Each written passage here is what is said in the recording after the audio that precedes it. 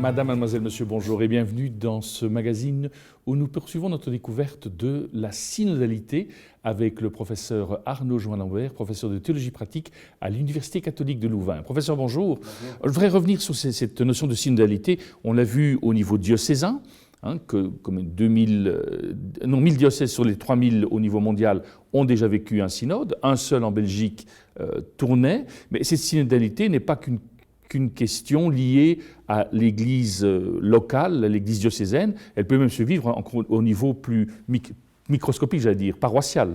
Ben oui, en fait, même récemment, ce qui est intéressant, c'est que le pape François, qui insiste beaucoup sur la synodalité, sur plein de niveaux, a dit dans un discours très important que c'était même la nature de l'Église d'être synodale.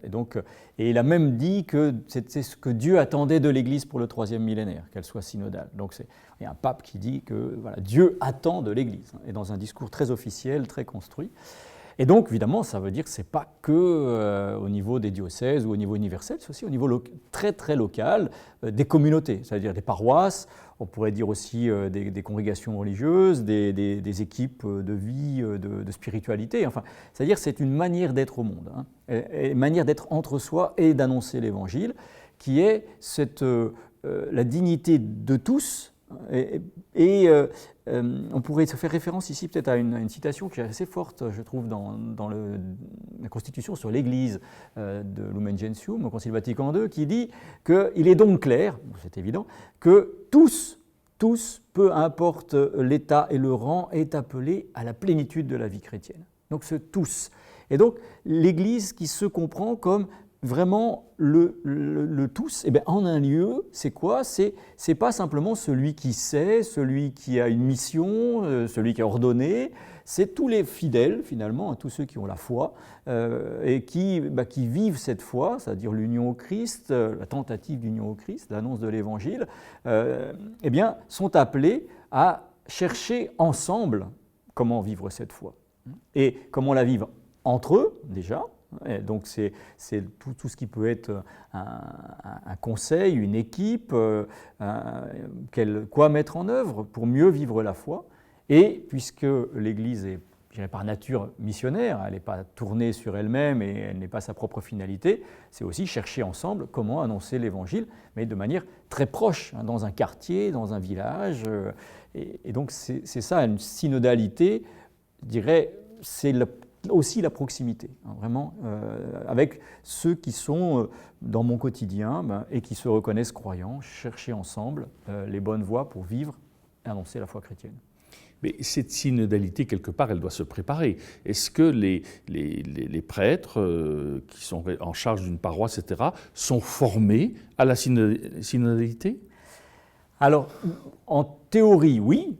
Bon, mais en pratique, c'est peut-être aussi pas très facile, puisque, c'est pas une question d'ailleurs de prêtre ou non, faire travailler ensemble des personnes, chercher ensemble des solutions à des problèmes, ça ne s'improvise pas. Enfin, même dans le monde économique, dans le monde du managériat, ça s'apprend pour que chacune puisse exprimer et puisse se sentir autorisée à exprimer une opinion, une idée. Parce que c'est cela.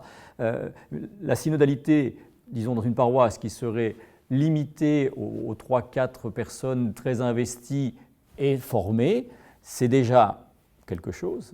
Bon, c'est déjà quelque chose de positif, mais ce n'est pas suffisant. C'est aussi de faire droit et place à tout un chacun, y compris aux plus petits, aux plus pauvres, à ceux qui ne savent pas parler, parce qu'ils n'ont pas appris, on ne leur donne pas la parole dans l'espace public. Et donc, cette question aussi de la parole des plus pauvres est très compliquée, parce que c'est-à-dire que chercher ensemble, ce n'est pas nécessairement d'abord des compétences intellectuelles, même s'il y en a. C'est aussi des questions de foi, de sens de la foi, ce que la tradition théologique appelle le sensus fidei. Et ça, tout croyant, finalement, dans son expérience de foi, peut dire quelque chose de ce qui lui semble important pour une communauté. Et donc, la synodalité, alors ça va être le travail des prêtres, ça va être de mettre en place des espaces et des processus où chacun se sent autorisé à dire ce ressenti de la foi. Donc, en soi, c'est assez nouveau et ce n'est pas facile. parce que ça prend plus de temps. Il est plus facile de décider tout seul que de décider ensemble. Et on a déjà des exemples de paroisses qui vivent cette synodalité aujourd'hui? Oui, alors dans les structures, par le biais des structures, j'ai parlé des équipes, donc à peu près partout en Belgique, il y a des équipes d'animation pastorale dans les paroisses ou dans les unités pastorales. Il y a souvent des conseils, donc c'est plus élargi, des conseils qui vont être ponctuels, qui sont plutôt conseil pastoral qui est appelé surtout à faire remonter du terrain, des quartiers, de la vie, les questions, et puis de les traiter un peu ensemble et de les transmettre à l'équipe d'animation pastorale. Il n'y a pas beaucoup, très ponctuellement, des traditions, c'est pas des traditions, des usages d'assemblées paroissiales, mais ça ne se fait pas beaucoup. En Belgique, l'assemblée paroissiale, elle est souvent très orientée sur les finances, plutôt du côté des conseils de fabrique, et dans d'autres, pareil en Suisse. Et en France, il y a quelquefois des assemblées paroissiales qui ont en effet une sorte d'assemblée générale qui n'a pas pour but de faire un bilan financier, comptable, mais de faire plutôt un bilan pastoral de la vie de foi et prospectif un petit peu, dire voilà, qui a des idées. Mais c'est lent à se mettre en place. Peut-être dans le concile, cette fois-ci c'est un autre niveau, mais le concile de Lille, Arras-Cambrai, le Nord-Pas-de-Calais, qui s'est tenu de 2013 à 2015, une des décisions synodales, ensuite promulguée par les évêques, a été de demander à toute paroisse de faire une assemblée paroissiale pastorale par an. Donc ça veut dire instituer aussi une habitude. Si on le fait une fois tous les 15 ans, ça devient un gros événement, et ce n'est pas ça la synodalité. Ça devient, si on l'a fait tous les ans, c'est plus simple, mais chacun est invité, se sent appelé à parler. On prend un temps de bilan, on évalue l'année d'après, et puis on fait des projets à la taille, à la mesure des possibilités. Donc ça peut exister, mais c'est quand même une pratique en Église catholique qui n'est pas habituelle. La plupart des laïcs ont eu l'habitude, de fait, par les siècles, de laisser les prêtres tout faire, quoi. Et dans une église comme la nôtre, en tout cas dans cette région-ci du monde, où les gens prennent leur distance par rapport à l'institution, est-ce qu'il est encore aisé de mettre en place cette synodalité vu la population?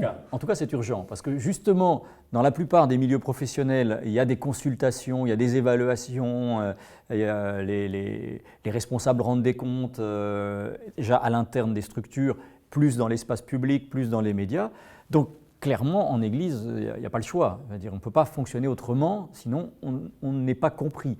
Et surtout, sinon, des catholiques bienveillants, qui ont envie de participer, qui sont croyants, si on ne leur laisse pas leur place, gentiment, enfin pas gentiment, mais sur la pointe des pieds, ils vont prendre leur distance et ils ne seront plus là. Ils s'engageront dans une ONG, un mouvement, mais dans la vie des paroisses, ils ne seront plus là, et c'est ce qu'on constate. En fait, on constate en Belgique quand même beaucoup de catholiques qui se disent pratiquants, donc ça veut dire qu'ils sont volontaires, qui ne sont pas là. C'est vraiment un peu une situation tragique, mais on la trouve un peu partout en Europe. Donc il ne s'agit pas simplement ici de la mission vers des non-chrétiens, mais voilà, des chrétiens, y compris des catholiques, qui auraient envie, mais si on ne leur fait pas place, ils ne sont pas là. Et vous avez déjà des exemples aujourd'hui où on voit que des paroisses qui ont remis en place une synodalité, des gens sont revenus vers la paroisse, ou c'est encore trop tôt? Alors clairement, je ne veux pas en citer, parce qu'on ne peut pas citer ni les mauvais élèves ni les bons, mais oui, c'est-à-dire qu'il y a clairement, ça initie des dynamiques. C'est-à-dire qu'on voit ça un peu partout. Moi, j'ai vu ça même dans d'autres contextes que francophones européens, donc notamment au Royaume-Uni, beaucoup, en Allemagne, alors pour les contextes francophones aussi. C'est-à-dire qu'il y a des synergies. Lorsqu'on est dans une logique de projet, en fait, c'est-à-dire qu'on a envie de mettre en place quelque chose et on fait appel aux ressources, aux idées, eh bien, les personnes reviennent et s'investissent. La question, c'est est-ce qu'elles s'investissent aujourd'hui dans les paroisses? Ça sera peut-être un autre sujet à voir ensemble. Ce qu'on constate, c'est que ces catholiques qui avaient pris leur distance et qui retrouvent une place, souvent se réinvestissent ailleurs que dans les paroisses, donc dans d'autres projets, mais c'est peut-être une autre question. Mais on aura l'occasion de l'aborder dans un autre magazine. Nous arrivons déjà au terme de cette émission. Merci de votre fidélité et je vous dis à très bientôt.